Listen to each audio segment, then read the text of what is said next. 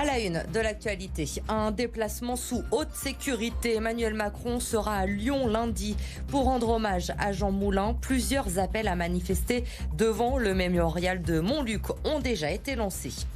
Après l'évacuation des travailleuses du sexe de Gerland hier après-midi, le collectif de soutien s'est rendu à la mairie du 7e arrondissement ce matin. Un week-end décisif pour le Lyon Hockey Club. Le Final Four débute demain à la patinoire Charlemagne.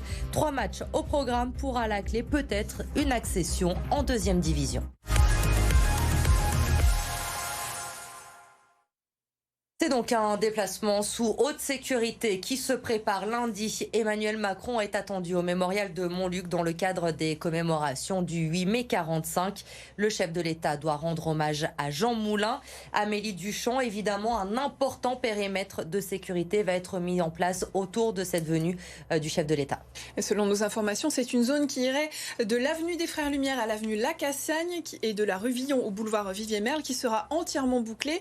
Alors si l'on doit tracer une diagonale, le secteur va grosso modo de Montplaisir aux archives départementales. Alors si vous habitez dans le secteur ou si vous prévoyez de vous y rendre, il va falloir vous armer de patience. Lundi, il faudra certainement montrer patte blanche pour pénétrer dans le périmètre et le trafic risque d'être perturbé. Le stationnement aussi pourrait être interdit, notamment rue du Dauphiné et rue Jeanne Hachette. Et pour ce qui est des transports en commun, pas de métro D à Sans Souci, pas de tram T3 ni de tram T4 dans la zone et pas de bus non plus de 10h à 17h. Un dispositif important car un comité d'accueil se prépare aussi évidemment pour accueillir le chef de l'État. Effectivement, un comité d'accueil avec casseroles, sifflets, drapeaux et ce 8 mai sera l'occasion pour les syndicats de rappeler que la résistance que Emmanuel Macron vient célébrer est à l'origine des retraites telles qu'on les connaît. C'est en effet le Conseil national de la résistance qui a mis en place une retraite permettant aux vieux travailleurs de finir dignement leur jour. Écoutez à ce sujet Xavier Boiston, il est secrétaire général FO du Rhône. Dans le programme du Conseil national de la résistance, il y a la possibilité pour tous ceux qui ont travaillé toute leur vie d'aspirer à des jours heureux à la fin de leur carrière. Jean Moulin n'aurait pas interdit des manifestations avec des bruits de casseroles par exemple. Donc on est dans cette situation. Jean Moulin, c'est quand même à Lyon le symbole de la résistance et de la désobéissance aux institutions lorsqu'elles prennent des décisions contraires aux intérêts de la population. Et nous sommes dans ce cas-là aujourd'hui. Des manifestants qui pourraient donc être tenus à bonne distance du président, comme lors de ses dernières visites partout en France, sans compter que la préfecture pourrait prendre un arrêté pour interdire toute manifestation et qu'il sera difficile de poser un référé liberté un dimanche ou lundi qui sera férié. Merci Amélie. Et bien sûr, lundi 14h30, édition spéciale sur BFM Lyon, pour suivre la venue d'Emmanuel Macron pour rendre hommage à Jean Moulin au mémorial de Montluc. La préfecture du Rhône qui a pris en revanche un arrêté pour interdire la manifestation qui était prévue demain après-midi à Lyon. Le comité de lutte avait déclaré sa manifestation contre la réforme des retraites et l'inflation.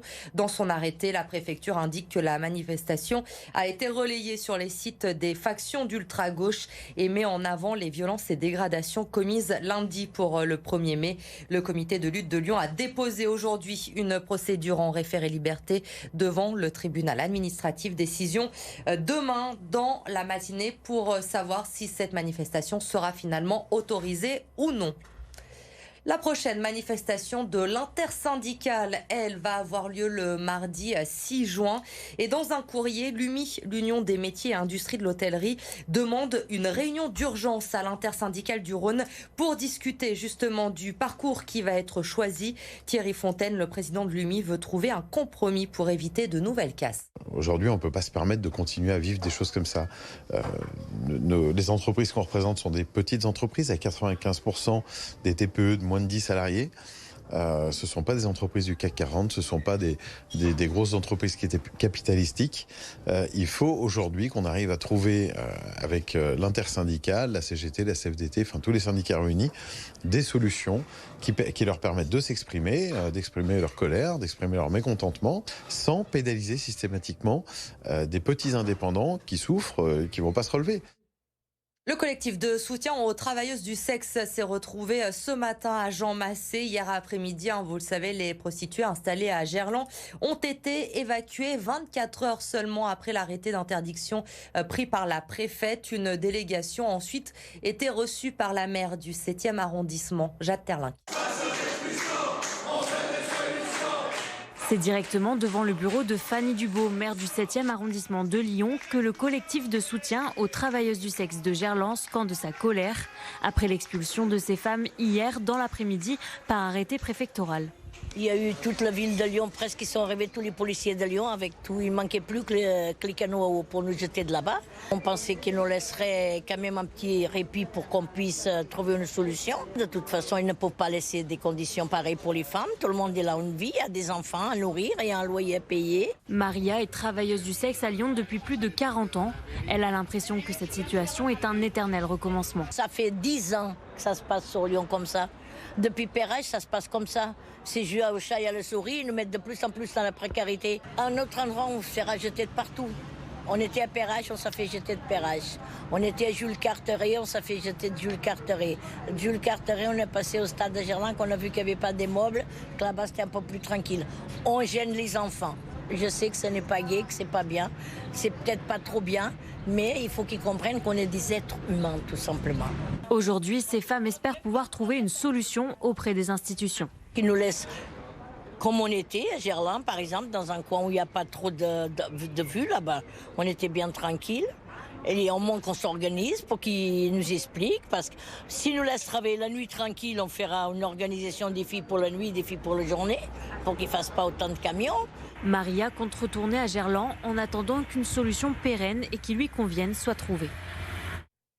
3 matchs pour atteindre peut-être la 2e division. Le Lyon Hockey Club s'apprête à vivre un week-end décisif. La patinoire Charlemagne accueille le carré final du championnat de France à partir de demain. Arthur Blé. Sur la glace, les hockeyeurs peaufinent leurs gestes. Ce week-end, ils jouent la victoire en championnat et la qualification pour monter en 2e division. 3 matchs à enjeu que les Lyonnais abordent sereinement. Tout le groupe a envie d'y aller, a envie d'aller en finale, a envie d'aller gagner cette coupe, surtout et cette montée qui est à la clé. On va tout faire pour, on a hâte à 100%. Pas de pression, pas d'a priori, juste de l'envie et de toute manière, si tout se passe bien et si on donne ce qu'on doit donner, on ira jusqu'au bout. Un carré final qui se déroule à Lyon, à la patinoire Charlemagne. De quoi ajouter un peu d'excitation à l'équipe. Pression supplémentaire, c'est sûr, et puis en plus de ça, les équipes adverses, on les connaît pas, donc il y a la méconnaissance de l'adversaire, ce qui fait qu'on a ce petit piquant de stress qui va monter. Mais le fait d'être à la maison, ça nous galvanise, donc on est super content de pouvoir jouer devant notre public. Après son dépôt de bilan en 2019, l'association a repris l'équipe en partant de zéro. Les Lyonnais sont actuellement en dernière division. Une montée au niveau supérieur serait un début vers leur objectif, qui est la Ligue Magnus, l'élite du hockey français. La montée en D2 est importante pour nous, donc ça passe une étape de professionnalisation, de médiatisation et d'engouement pour le hockey, pour la ville de Lyon. On a connu l'élite en Magnus pendant des dizaines d'années, donc l'objectif à terme, c'est de monter très vite, le plus vite possible, en assurant les finances et le sportif vers la Magnus. Pour encourager les Lions, rendez-vous tout le week-end jusqu'à lundi à la patinoire de Confluence. Le Loup, lui, se bat pour rester dans le top 6 du top 14. Il reste encore 3 matchs avant la fin de la saison régulière. Perpignan demain à la maison, le Stade Français puis Bayonne. Les hommes de Xavier Garbajosa sont 6e pour le moment, donc qualifiés pour les phases finales. Il faut donc tout gagner pour ne pas prendre de risques. Écoutez Dylan Cretin au micro d'Edouard G. Les phases finales, c'est unique. Tous les ans, faut pas laisser passer le train passer parce qu'après, tu sais jamais quand il va revenir. Nous, ça fait 2 ans qu'on l'a laissé passer en top 14 et faut pas le laisser passer une année de plus. On a notre destin entre les mains encore une fois sur cette fin de saison. On va s'accrocher pour y être et y rester. L'OL enfin reçoit Montpellier dimanche après-midi et l'équation est simple, gagner les 5 derniers matchs de la saison pour espérer accrocher l'Europe la saison prochaine. Les Lyonnais ont toujours 6 points de retard sur la 5e place pour le moment. On va jusqu'au bout et on sait qu'on peut arriver. On sait comme je disais tout à l'heure, sur notre philosophie de jeu, on peut arriver. On va arriver, je crois. J'ai confiance fermement qu'on peut arriver à ce classement-là. Mais on sait qu'il y a des bonnes équipes devant nous. Mais on va travailler jusqu'au bout et Et je crois qu'on peut arriver à notre but cette saison aussi.